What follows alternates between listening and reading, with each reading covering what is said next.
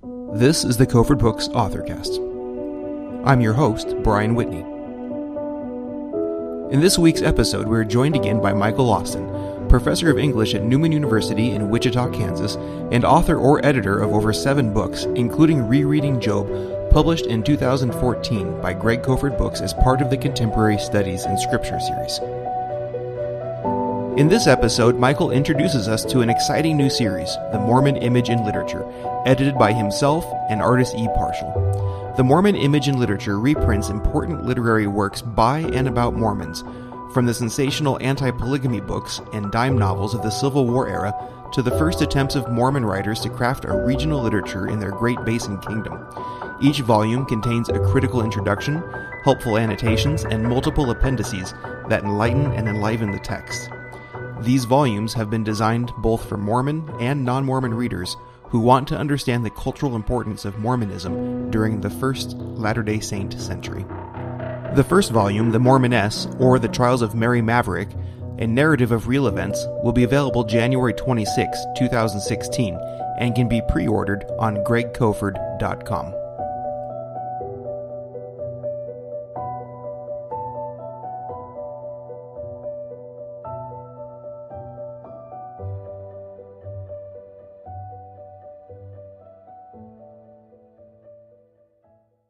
Michael Austin, welcome back to the podcast.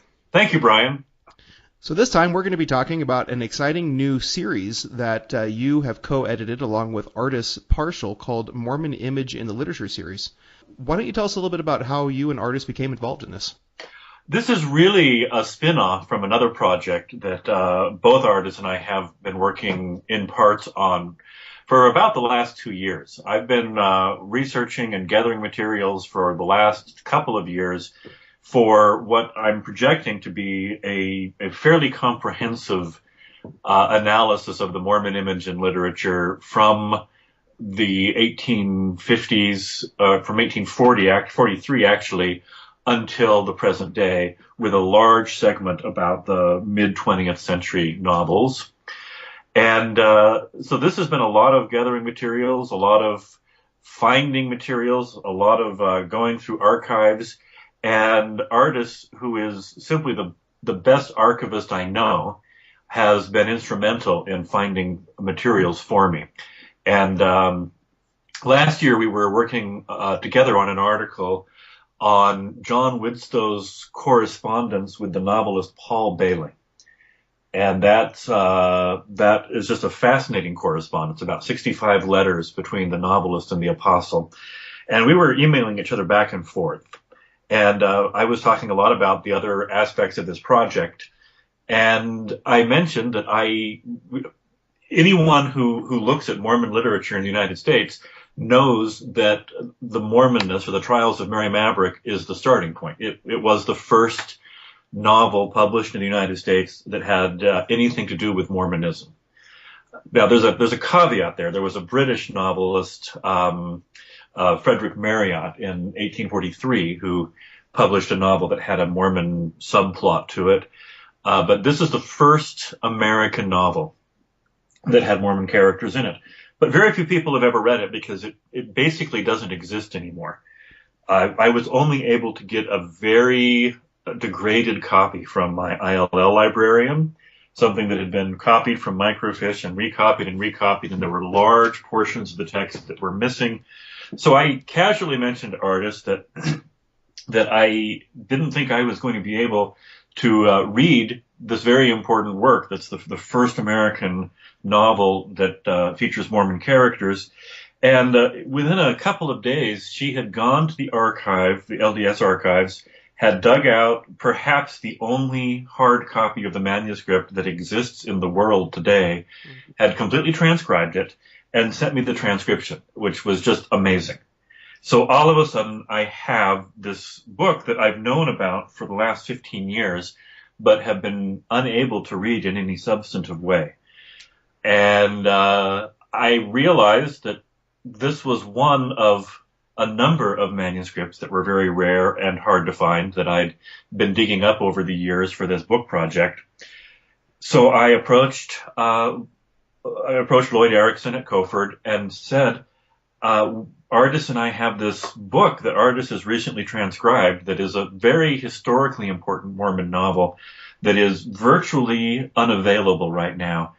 I think that this would make a really good critical edition, and I think that there's a lot more material like this that would make for a really good series. And that's where we went. That's where we went with it. We've got Ardis has transcribed about a dozen different manuscripts already, most of which are completely unavailable unless you happen to live close to the LDS archives. And I spent several weeks last year in the BYU archives where the librarians were just phenomenal in Xeroxing old materials for me, especially old dime novel materials that have been out of circulation for 100 years. So we've gotten a hold of a pretty good collection of novels and poems and works of literature here that are really hard to find. And we are in the process of writing scholarly introductions to them, annotating them, creating appendices and making them useful to scholars, historians, and also to general readers who want to understand the Mormon impact in American literature. Let's back up a little bit here and talk about the bigger picture here of, you mentioned dime novels, and I'm interested in the history, the general history of dime novels in America. Have you gotten any insight into that? Oh, yes. Dime novels are just an amazing piece of Americana. They started coming out in about 1860. So they're a little bit later than the Mormoness, the first volume here. But in 1860, between 1860 and about 1920, there were thousands and thousands and thousands of what were called dime novels because they were a dime, except a lot of them were only 5 cents, and they were half dime novels. In England, they have the much better, more English name of the penny dreadful. But these are very low production value books. They're more their physical appearance is more like a comic book than an actual hardback or even paperback novel. They're bound in paper. They have usually dramatic, scurrilous illustrations on the front cover. Most of them aren't illustrated beyond that front cover illustration. This is how Buffalo Bill became a big deal. Buffalo Bill is a major feature of the dime novel. There are just thousands of series. They came out every week, every 2 weeks, every 3 weeks, depending on the series. The firm that published most of them was the publishing house called Beadle and Adams. And for about 40 years, they were the best-selling publishing house in the United States, 10 cents at a time, or 5 cents at a time. These novels tend to be very formulaic because you've got writers who are writing one of them every week, or one of them every couple of weeks. You know, the great dime novel writers, Albert Aiken, for example, wrote 4,000 or 5,000 novels over their careers. Wow. They're about 20 to 30,000 words. So we would really call them novellas. Mm-hmm. They're in excruciatingly small typefaces because they're trying to get as much as possible on each page. So some of these are only about 30 pages. So really, when you hold one in your hand, until you open it and see that there aren't pictures inside, you'll think it's an old comic book. And they're adventure stories. Danites were featured in maybe 20 of these dime novels. And when you present those 20 novels as one unit, that seems like a lot until you realize that there were 60,000 of these. But they tended to focus on the West. They tended to focus on larger-than-life villains, helpless maidens, all of the tropes, all of the cliches that weren't cliches yet because the dime novels made them cliches. So and they're very rare because they were made to last for about 2 weeks. They were not printed on anything like good paper, so they tend to disintegrate. I'm afraid that in asking the BYU staff to copy about a half a dozen of these for me, they had to break the spines on them. They had to render them much less beautiful than they once were. The advantage is that they're going to now be able to be republished. Would you compare these to pulp novels? Pulp novels, yeah, this is pulp fiction. Pulp fiction actually comes out in the 20s and 30s, 1920s and 1930s. So the pulp novel is the descendant of the dime novel. Okay. The pulp novel is actual paperback binding, but it's a very similar thing. I mean, it's a direct descendant. Gotcha. And what do you think the value is to look back at these novels? Well, it shows what was culturally important to people other than the highly educated elite. This is, you have a huge increase in literacy between 1800 and 1860. So now you have a mainly literate population, but they aren't all fans of Hawthorne and Melville. I mean, these are the great writers that the educated elites were reading, but most people, kids and adults, were reading the dime novels. These sold hundreds of thousands of copies. They had large readership. And if you want to know what most people thought about Mormons in 1875, the dime novels are the best place to look, because that's where they would have gotten the most exposure. More people would have read dime novels like Bessie Bain, the Mormon's Victim, or Dolores, the Danite's Daughter, both of which are part of the series, by the way, that will be coming out. But these would have been read by hundreds of thousands of people, whereas a lot of the more expensive and more literary type fiction would have only been read by a few thousand people. Gotcha. And so how popular do you think the Mormon topic was comparatively? So there's like 60,000 of these books being published. Yeah, it wasn't overwhelmingly popular. I think that researchers have tended to find, there are dozens of these. This must have been a huge thing. Actually, the Mormon element was a very small part of a much larger phenomenon. For example, there are far more dime novels about the Chinese in San Francisco, Chinese immigrants and dragon gangs, far more than about Mormons.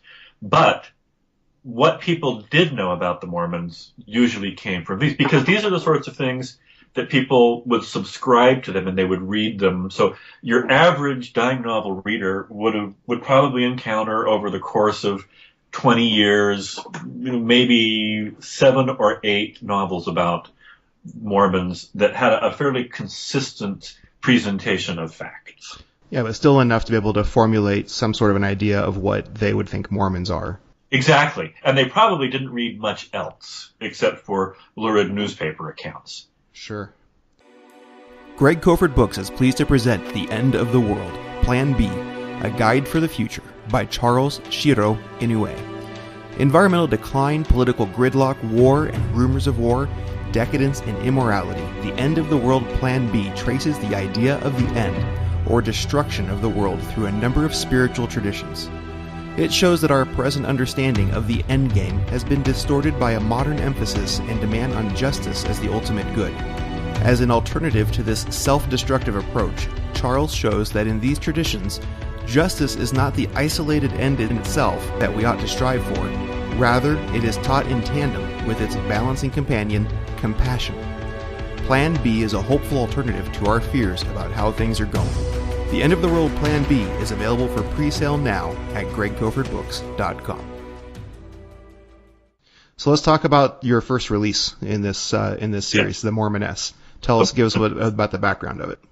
The Mormoness, from reading scholarship on it for years, I assumed that this was an anti-Mormon novel in the same vein as novels like Mormon Wives or Boadicea, the Mormon Wife, which came out 2 years later.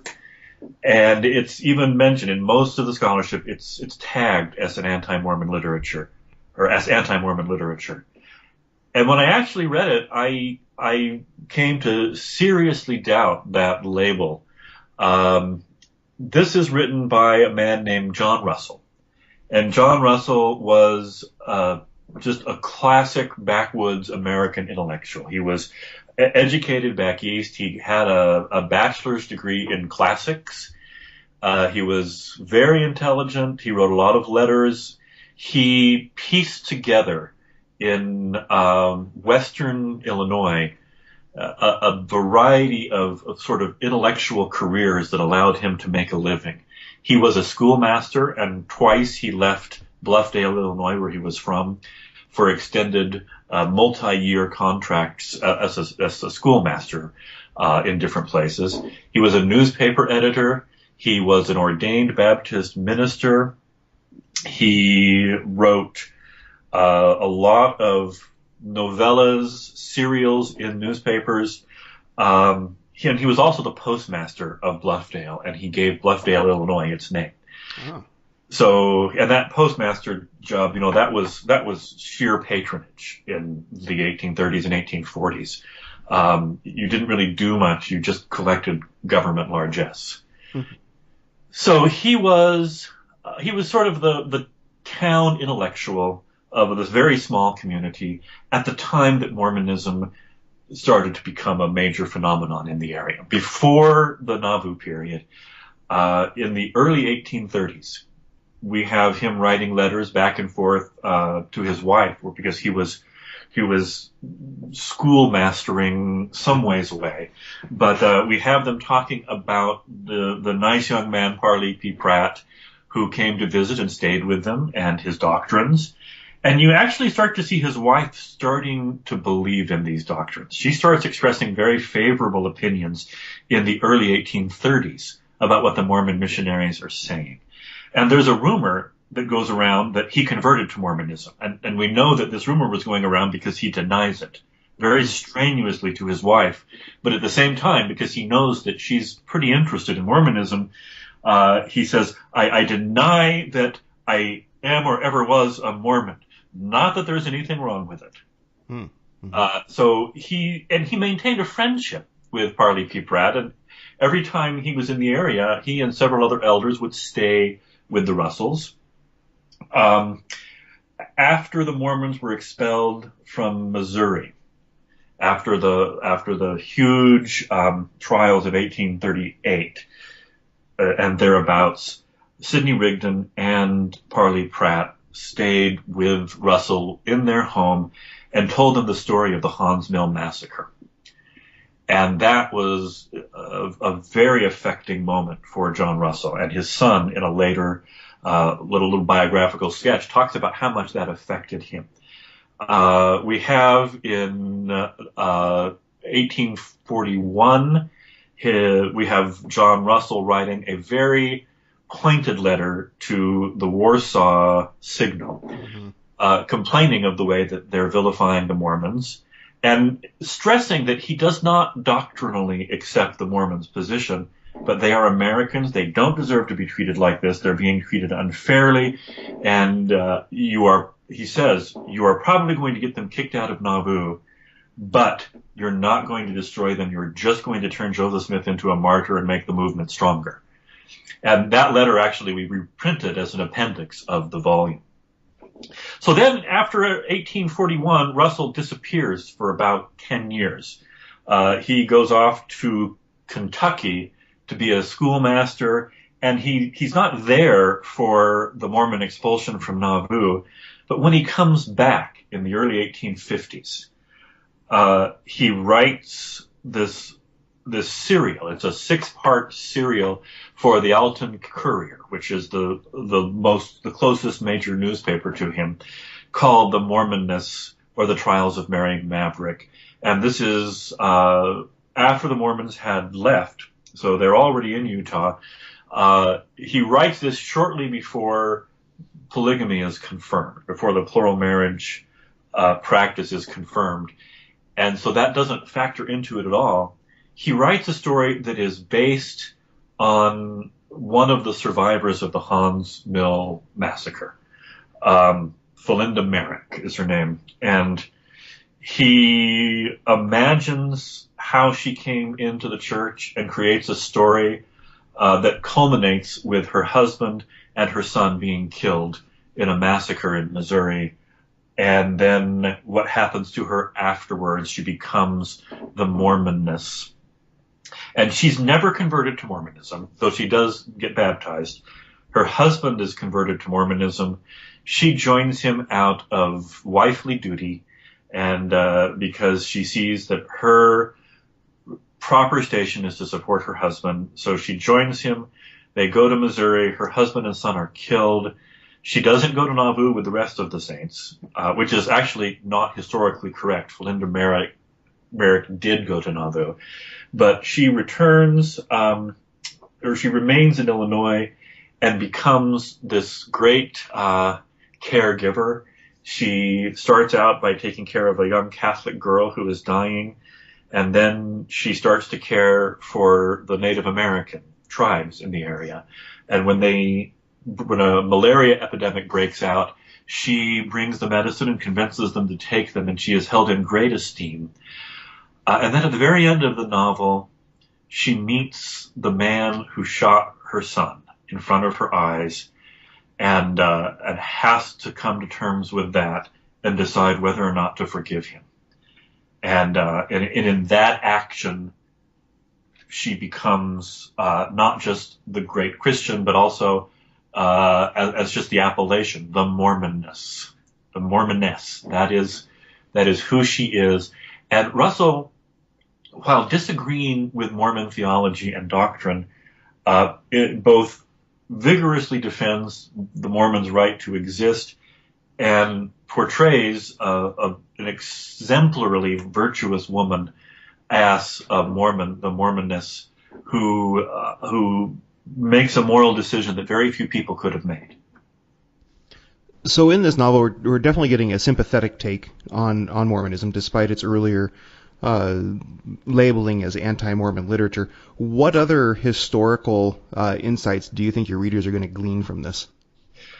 I think that probably the most important historical insight that I gleaned from this is that Illinois was not a cesspool of anti-Mormon hatred and disgust with no mitigating forces whatsoever. There were people like John Russell who were very, very sympathetic to the saints. There's not a lot of what we would call Mormon history here other than a portrayal of the Hans Mill massacre. So we don't see Joseph Smith as a character. We don't see Brigham Young. We don't see even the saints in Nauvoo as characters. We see one person's attitude, very complicated attitude towards Mormonism. And this is a person who was there for much of the Nauvoo period. He was very close to Nauvoo and was recognized as a defender of the Latter-day Saints. So I think that's the key historical message that you get. You also see how Mormonism is first deployed as a literary trope. You had, back in 1843, so 10 years earlier, you had a very scary kind of Mormon Danite presence in Frederick Marriott's Monsieur Violet. But that was almost entirely plagiarized from John C. Bennett's History of the Saints. Mm. So this is the first time you actually get an author creating a plot structured around Mormon characters. And you see the tension between his unwillingness to defend the Mormons theologically and his strong willingness to defend them politically. You know, over and over again, he says, these are American citizens. They cannot be treated this way. In a way, he reminds me of Thomas Paine, in that sense. Yeah. He was a defender of the liberty and the rights of Mormons to practice their religion, although he wasn't himself a convert to the faith. I think from a social historian's perspective, this sounds incredibly valuable. I think very much so. It shows that there was a broader spectrum of thought, and that Mormons in literature actually begin with a very broad portrayal, a very charitable portrayal of Mormonism by somebody who didn't believe the doctrines. So do you want to give us some insights into what might be expected in the future? Well, we've got a lot of pots boiling right now, but very soon we will be publishing the second volume in the series. Will be Boadicea, the Mormon Wife, with a long introduction, because this is an anonymous novel, or a novel by somebody supposedly named Alfreda Bell, that has actually been pretty important to the history of anti-Mormon literature. We did quite a bit of research, and we're prepared to name an author of this novel, where there has never been an author named before. We'll be looking at several of the early dime novels, Bessie Bain, The Mormon's Victim, or The Doomed Dozen, Dolores, the Danite's Daughter. We are going to be republishing a 1911 British novel called The Love Story of a Mormon by Winifred Graham, which was very important to British anti-Mormonism in the early 20th century, and it became the basis for the movie Trapped by the Mormons, which was the first great anti-Mormon blockbuster. Yeah, that was a silent film, right? Silent film, yes. Yeah, and 1920, 1921, around there. We're also going to be looking at some things written by Mormons. The poem Elias by Orson F. Whitney, I have long thought is in serious need of a very comprehensive critical edition with a lot of footnotes, because it's a complicated thing that he's trying to do there. He's trying to write a Miltonic epic poem using Mormon doctrine as the basis for it. We're also going to look at B.H. Roberts' novella Corianton, and then some short stories and a Broadway play that came off of that. So we're going to publish several versions of the Corianton story that B.H. Roberts created. And these are probably the first two major works of what we call home literature now, Mormons writing about Mormonism for Mormons. So those are a few of the things that are coming up. There's a lot of material here. We could do 100 volumes and still have plenty of material to work with. It's historically fascinating material. Oh, one more. And this is probably my favorite. This is a novel called Buttons In, which is a ghost story in which a pretty sympathetically portrayed Mormon apostle is a major character, but it was written by Albion Turgi, who was one of the attorneys for the plaintiff in the Supreme Court's Plessy versus Ferguson decision that enabled segregation. He was actually the attorney arguing against school segregation, was a very well-known Reconstructionist, and wrote this novel that is one of the other major, largely positive portrayals of Mormonism from that period. Interesting. That's going to be fun. It's a great story. Oh, that's great. And I think that looks like the books are going to be fairly reasonably priced and accessible, and it should be a lot of fun for readers who want to dig into what the Mormon image was in America from a different perspective, from the perspective of reading literature and fictional books about Mormons and by Mormons, as opposed to just reading history tomes. So, yeah, appreciate it. This is fantastic. Happy to do it. I think this is an exciting project, and I hope that people will be engaged by what we're putting out. Great. Well, thanks for coming back on. All right. Thank you, Brian. That was Michael Austin, co-editor of the Mormon Image and Literature series from Greg Kofford Books. The first volume, The Mormoness, or The Trials of Mary Maverick, is available in paperback and ebook from gregkofford.com. Thank you for listening to the Kofford Books Authorcast. You can subscribe to us on iTunes and Google Play, and be sure to like us on Facebook to receive the latest information about our authors, releases, and promotions.